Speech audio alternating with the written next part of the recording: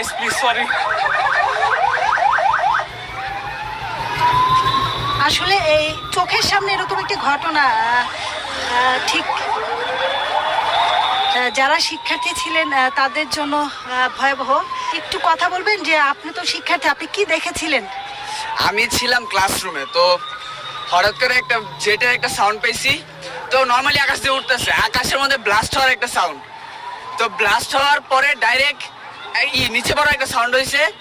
তখন ক্লাসরুম থেকে বাইরে তাকিয়ে দেখি কি যে প্রাইমারি সেকশনের একটা সেকশনের মধ্যে ঢুকে গেছে পুরো প্লেনটা, ঢুকে ভিতরে আগুন জ্বলতেছে। তো দৌড়ায় যায় দেখি কি যে ভিতর থেকে স্টুডেন্টরা বেরোইতেছে, কাপড় চোপড় পুরো একবার পুইরা সারা শরীর পুড়ে গেছে, বেরোইতেছে আর নিচে পড়ে যেতেছে। আর কয়েকজনের পুরো অর্ধেক শরীর ছিল না। হেলিকপ্টার সামনে যে উঠাইলাম আপনার প্রায় 50 থেকে 60 জন student মারা গেছে।